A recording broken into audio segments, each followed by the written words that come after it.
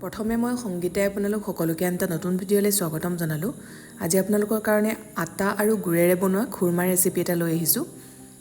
এনেদৰে খাবলৈ খুবেই ভাল হয়। আশা কৰোঁ আপোনালোকে ৰেচিপিটো চাই ভাল পাব। আহকচোন তেনেহ'লে বেছি দেৰি নকৰোঁ, ভিডিঅ'টোৰ মাজলৈ আমি আগবাঢ়োঁ। ৰেচিপিটোৰ বাবে এয়া মই ৰঙা আটা লৈছোঁ। চাহ খোৱা কাপটোৰ জোখেৰে 2.5 কাপ।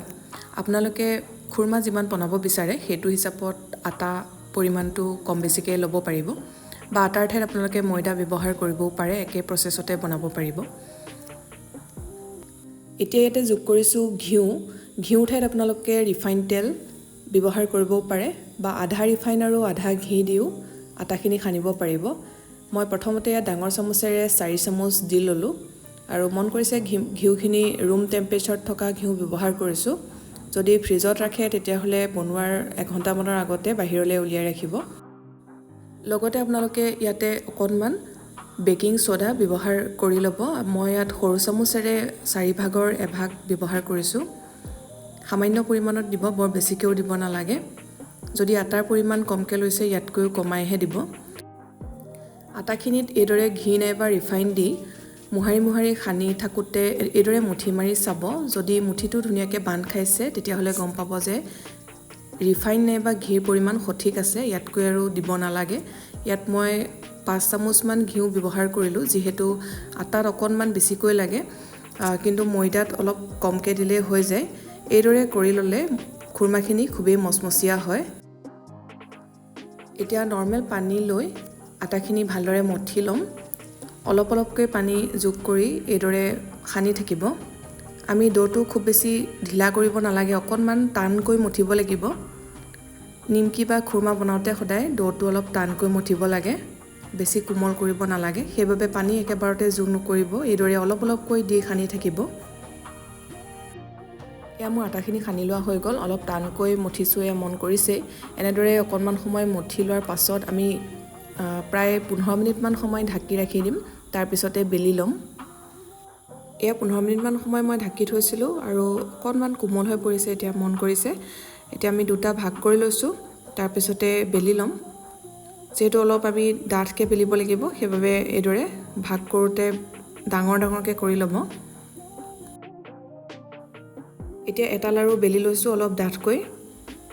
কিমানটো জোখত ৰাখিছোঁ দেখুৱাইছোঁ, মন কৰিছে চাগে। অকণমান ডাঠকৈ ৰাখিব, বেছি পাতল নকৰিব।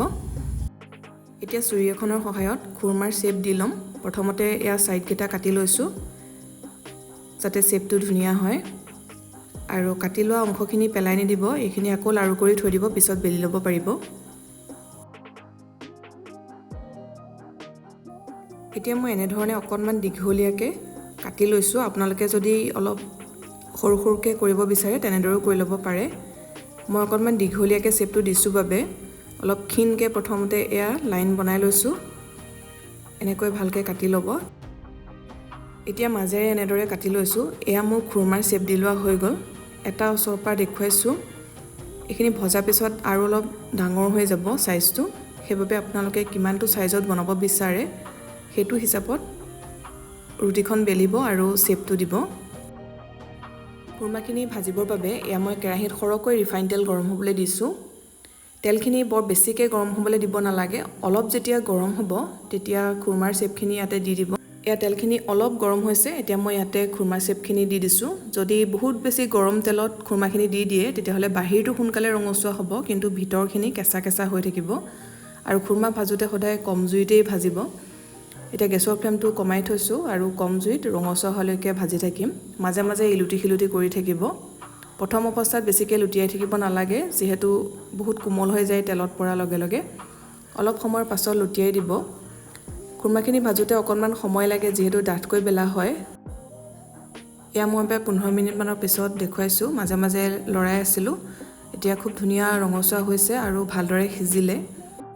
এতিয়া খুৰমাকেইডাল তেলৰ পৰা কাঢ়ি ৰাখিছোঁ। একে পদ্ধতিতে বাকী থকা খুৰমাখিনিও ভাজি ল'ম, কম জুইত ৰঙচুৱা হোৱালৈকে। এয়া মোৰ গোটেই খুৰমাখিনি ভাজি লোৱা হৈ গ'ল, খুবেই মচমচীয়া হৈছে। এতিয়া গুড়ৰ চিৰাপখিনি কেনেদৰে বনাইছোঁ চাই লওঁ আহক। তাৰ বাবে মই পেন এখন পাতি দিছোঁ আৰু এয়া চাহ খোৱা কাপটোৰ জোখেৰে 1 কাপ গুড় দিছোঁ। গুড়খিনি অলপ মিহিকৈ কাটি ল'ব যাতে সোনকালে গলি যায়। আৰু তাতে দিছোঁ অকণমান পানী একেবাৰে কম পৰিমাণত দিব এয়া মই 4 ভাগৰ এভাগ পানী দিছোঁ মন কৰিছে এতিয়া গেছৰ ফ্লেমটো অলপ কমাই লৈ গুৰখিনি ভালদৰে পাক উঠিবলৈ দিম ঘনাই লৰাই থাকিব একেবাৰে কম সময়তে হৈ যায় বৰ বেছি সময় নালাগে এনেদৰে আপোনালোকে টোপালটো পেলাই চাইও ধৰিব পাৰিব যেতিয়া লাহে লাহে পৰে ইয়াত দেখিছে এটা এটাকৈ পৰিছে এডাল তাৰৰ দৰে হয় সিমানটো জোখত আপোনালোকে গুৰৰ চিৰাপখিনি ৰাখিব তাতকৈ আৰু বেছি ডাঠ কৰিব নালাগে এইখিনি মোৰ ভালদৰে উতলাই লোৱা হৈ গ'ল মই কোনটো জোখত ৰাখিব লাগিব ভালকৈ আপোনালোকক দেখুৱাই দিছোঁ এয়া চাওক এনেদৰে অকণমান ঠাণ্ডা হোৱাৰ পাছত আঙুলিৰ মাজত লৈ চাব পাৰে আঠা আঠা ধৰণৰ হ'ব আৰু এইদৰে তাঁৰ এডালৰ নিচিনা হ'ব চুলি এডালৰ নিচিনা ঠিক তেনেধৰণৰ জোখতে আপোনালোকে চিৰাপটো ৰাখিব ইয়াতকৈ আৰু ডাঠ বা পাতল কৰিব নালাগে পাতল হৈ থাকিলে ভালদৰে খুৰমাখিনিৰ গাত গুৰৰ চিৰাপটো লাগি নধৰিব আৰু খুৰমাখিনি সেমেকি যোৱাৰ দৰেও হ'ব সেইবাবে আপোনালোকে এইদৰে ভালকৈ উতলাই লোৱাৰ পাছত যেতিয়া অকণমান ডাঠ হৈ আহিব তেতিয়া হাতৰ মাজত লৈ পেলাইও চাব পাৰে তেনেদৰে তাৰ নিচিনা হ'লে গেছৰ ফ্লেমটো অফ কৰি দিব এতিয়া মই গেছৰ ফ্লেমটো অফ কৰি দিলোঁ আৰু এইদৰে চালেও ধৰিব পৰা যায় দেখিছে টোপালটো খুব লাহেকৈ পৰিছে আৰু পৰোতে অকণমান তাঁৰ এডালৰ নিচিনা হৈ গৈছে হেতাখনৰ পৰা ভালদৰে ভিডিঅ'টো মন কৰিলে ধৰিব পাৰিব এতিয়া ইয়াতে আগতে ভাজি ৰখা খুৰমাখিনি দি দিছোঁ আৰু অকণমান সময় এনেকৈ ঘনাই লৰাই থাকিব লাগিব এইদৰে থৈ নিদিব তেতিয়াহে গোটেই খুৰমাখিনিৰ গাত চাৰিওফালে গুৰৰ চিৰাপটো লাগি ধৰিব গতিকে হেতাখনে এনেদৰে ঘনাই লৰাই থাকিব খুৰমাখিনি এটা এটা হৈ যোৱালৈকে আমি এইদৰে লৰাই থাকিব লাগিব এইখিনি সময়তে গোন্ধৰ বাবে অকণমান ইলাচি গুড়িও যোগ কৰিব পাৰে মই দিয়া নাই এতিয়া গোটেইখিনি ভালদৰে এনেকৈ মই লৰাই আছোঁ মন কৰিছে প্ৰথমতে অকণমান আঠা আঠা ধৰণৰ হ'ব কিন্তু যিমানে ঠাণ্ডা হৈ আহিব সিমানে শুকাই আহিব আৰু ভালদৰে গুৰৰ চিৰাপখিনি খুৰমাখিনিৰ গাত লাগি ধৰিব আৰু খুৰমাখিনিও এটা এটা হৈ পৰিব সেইখিনি অৱস্থালৈকে আমি এনেদৰে লৰাই থাকিব লাগিব